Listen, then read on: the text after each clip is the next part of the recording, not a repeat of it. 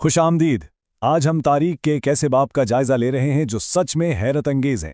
سوچئے ذرا، ایک شخص جو اسلام کا سب سے بڑا، سب سے خطرناک دشمن تھا، وہی اچانک اس کا سب سے عظیم محافظ بن جاتا ہے۔ ہم بات کر رہے ہیں حضرت عمر ابن الخطاب کی اور ان کے قبول اسلام کے اس پراسرار اور زبردست سفر کی۔ تو چلیے آگے بڑھتے ہیں اور دیکھتے ہیں کہ آخر یہ سب ہوا کیسے۔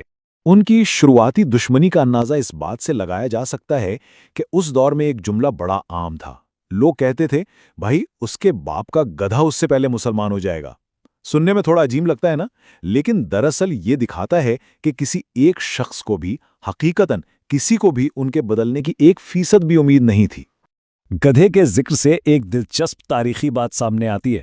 اس دور میں لوگ اپنے مشہور جانوروں کے بھی باقاعدہ نام رکھتے تھے، جیسے یافور ایک گدھا تھا جو مصر کے گورنر نے پیغمبر اسلام کو تحفے میں دیا تھا۔ یہ چھوٹی سی مثال ظاہر کرتی ہے کہ اس وقت کے معاشرے میں ایسے حوالے عام گفتگو کا حصہ تھے۔ آئیے کہانی کے پہلے حصے کی طرف چلتے ہیں، ایک سخت ترین مخالف۔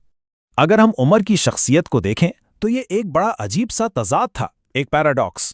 ایک طرف وہ بنو عادی کے بے حد پڑھے لکھے سفیر تھے، قبائلی اتحاد کو جوڑے رکھنے والے ایک معزز شخص، لیکن دوسری طرف ان کا غصہ انتہائی خوفناک تھا۔ معاشرتی نظام کو بچانے کی ضد میں انہوں نے ابتدائی مسلمانوں پر بے حد ظلم ڈھائے۔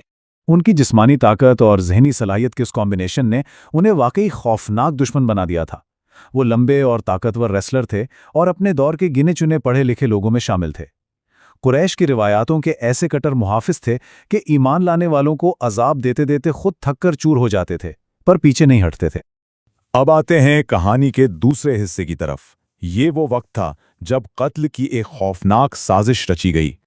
ایک سوال ذہن میں آتا ہے، ایک انتہائی غصے میں بھرے قاتل کو اس کے راستے میں آخر کون سی چیز روک سکتی ہے؟ قبائلی اتحاد ٹوٹتا دیکھ کر عمر آخرکار اس قدر بے قابو ہو گئے کہ انہوں نے میان سے تلوار نکالی اور سیدھا پیغمبر اسلام کے قتل کے ارادے سے نکل پڑے۔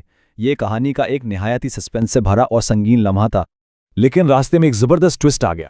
انہیں نویم نام کے ایک شخص مل گئے جو خود خفیہ طور پر مسلمان ہو چکے تھے۔ نویم نے بڑی حکمت عملی سے ایک ایسی چال چلی جس نے قاتل کا راستہ ہی بدل دیا۔ انہوں نے عمر کا دھیان بھٹکانے کے لیے ان کے غرور کو للکارا اور کہا، پہلے اپنے گھر کی تو خبر لو، تمہاری اپنی سگی بہن فاطمہ نے نیا دین قبول کر لیا ہے۔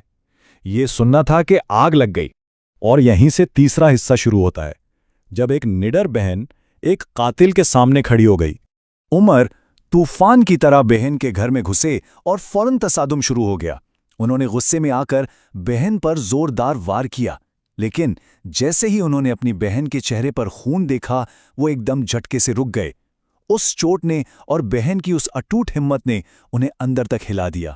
نتیجہ کیا نکلا؟ غصہ ٹھنڈا پڑنے لگا۔ انہوں نے غسل کیا، خود کو پاک کیا اور اس قرآنی نسخے کو منگایا جو ان کی بہن پڑھ رہی تھی۔ چوتھا حصہ، وہ عظمت بھرے الفاظ جنہوں نے ایک پتھر دل کو پگھلا کر رکھ دیا۔ انہوں نے جو الفاظ پڑھے وہ سورہ طٰہٰ کی آیت تھی، بے شک میں اللہ ہوں، میرے سوا کوئی معبود نہیں، بس میری عبادت کر۔ ذرا تصور کریں، اس نہایت پڑھے لکھے شخص نے جب ان الفاظ کی روحانی اور ادبی عظمت کو محسوس کیا ہوگا۔ ان چند جملوں نے وہی کیا جو سالوں کا زور نہیں کر سکا۔ انہوں نے عمر کے دل کی ساری آگ ہمیشہ کے لیے ختم کر دی۔ لیکن رکیے، ایک اور دلچسپ بات ہے، ان کا قبول اسلام اچانک ایک جھٹکے میں نہیں ہوا تھا۔ یہ ایک بتدریج ہونے والی روحانی تبدیلی تھی۔ اس کی شروعات بہت پہلے ہو چکی تھی، جب انہوں نے خانہ کعبہ کے پاس رات کے اندھیرے میں چھپ کر سورہ الحقہ سنی تھی۔ اس وقت تو اپنی ضد میں آ کر اسے محض شاعری کہہ کر ٹال دیا، لیکن وہ آیات ذہن میں بیٹھ چکی تھیں اور آخرکار بہن کے گھر میں وہ تبدیلی مکمل ہو گئی۔ ان سب میں ایک اور پہلو بھی ہے جس سے عمر بالکل بے خبر تھے۔ دراصل پیغمبر اسلام نے پچھلی ہی رات خاص طور پر دعا مانگی تھی کہ اللہ اسلام کو عمر یا ابو جہل دونوں میں سے کسی ایک کے ذریعے طاقت عطا فرما۔ اور دیکھیے تقدیر کا فیصلہ، وہ دعا عمر کے حق میں قبول ہو چکی تھی۔ پانچواں اور آخری حصہ، الفاروق اور ان کی عظیم تاریخی وراثت۔ اسی روز عمر نے وہی ننگی تلوار اٹھائی اور دارالارقم کا رخ کیا، لیکن اس بار کسی کو قتل کرنے کے لیے نہیں، بلکہ انہی لوگوں کے سامنے اپنے نئے ایمان کا اعلان کرنے کے لیے جنہیں وہ کل تک ڈھونڈتے پھرتے تھے۔ اس بہادرانہ اعلان پر انہیں ایک عظیم لقب ملا، الفاروق، یعنی وہ شخص جو حق اور باطل کے درمیان واضح فرق کر دے۔ इस तब्दीली के फौरी नताइज वाकई हैरान कुन थे। मक्का का पूरा निज़ाम हिल गया था। पहली बार मुसलमानों ने खुले आम खाना काबा में इबादत की। कुरैश के सरदारों को तो जैसे एक अजीम धचका लगा, और वो बेबस मुसलमान जो कल तक छुपते फिर रहे थे, उन्हें अचानक एक जबरदस्त तहफ़्फ़ुज़ मिल गया। ये तारीख का एक बहुत बड़ा टर्निंग पॉइंट था।